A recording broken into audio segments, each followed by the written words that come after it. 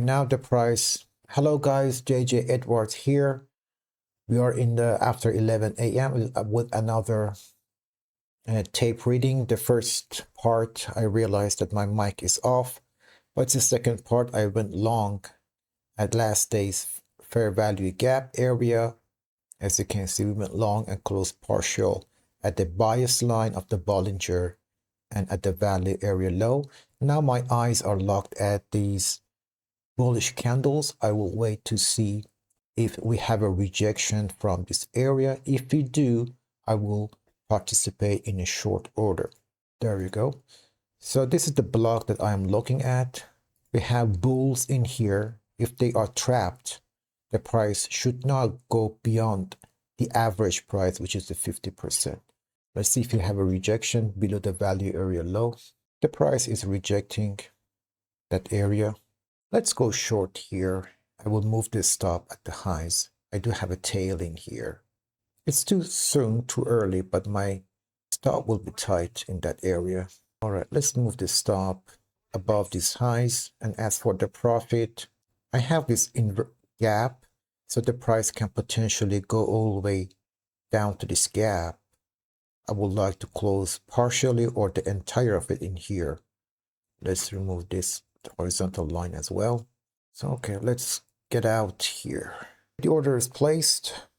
$3,600 at risk, and $6,000 at reward. I'd be more confident to sell with more contracts if the price was tapped above this VWAP and form some sort of a big tail.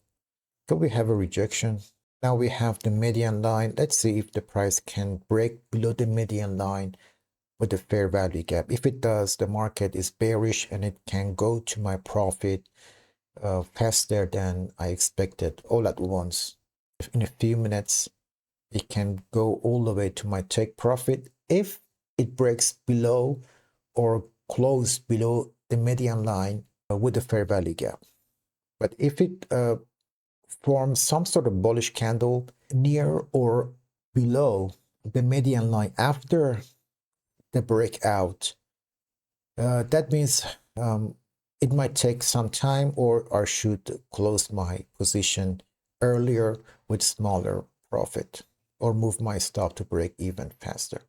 As soon as we have a low below these lows, I would like to move my stop to break even. Now we are below the median line. Let's see if we have escalation in selling. Yep, that's good. That's what I'm looking for. The first part of a tape reading is mute. My microphone was mute. I couldn't tell why I took these orders, but since I have time, I can tell you this yellow shaded area is from yesterday. 5 minutes. It's here from yesterday. Inverted fair value gap right there. So after the price inverted this area, found support in here and then ripped higher. It returned back to the same spot at 11:30. I decided to go long on NASDAQ.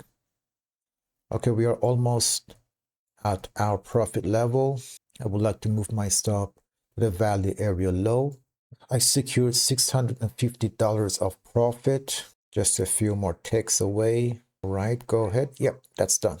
So that's done. I explained why I took that bullish trade. It was at the previous day's 10 inverted fair value gap.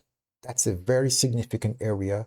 Guys, if you have a significant level that you find inversion or a U-turn in the price, regardless of the asset, do not delete it. The algorithm uses those zones again for the next day up to 1 week. And it can use it next month if the price never returns to that area. Whenever it does return to that area, it will use the same liquidity zones for short or long opportunities. So do not remove them. Remove them once that area is used, maybe once or twice. And then you can remove it from your chart. And you don't need lots of lines on your chart. Every day we have 9:30 first fair value gap and 10:30 Where's fair value gap? These are all the ones. So every week, it's 5 trading days. That's 10 fair value gap that will remain on your chart. It won't clutter your chart. Don't worry about that. And second order, the short was based on the value area low. Once, as you know, on every episode that I make, I talk about the value area low. It acts as support if the price is above it, and it acts as a resistance if the price is above it. In this case, the price was below it. It approached the value area low. We had these two bullish candles. They are trap buyers. So the price doesn't allow them to close on break even because they want to stop their stop losses. They want to hunt their stop losses. They don't give them the opportunity to exit their trades. Therefore, I said the price should not go beyond 50% of this range. 50% of this range, which is the circle in the middle, the price should not go beyond it. And it didn't. We have a tail, a sell-off, and we close it on this tail at this fair value gap, the upper portion. We might have a U-turn or a bullish run from this price. I don't know. It's lunchtime. Price can do anything after this time. Point of control is at 26,841. It's only 926 contracts. It's 80 contracts, 100 contracts short from an average day of NASDAQ. So that's about it for today. 2 successful trades. I will see you tomorrow with a new tape reading. Until then, trade safe and be observant. Have a good day and bye-bye.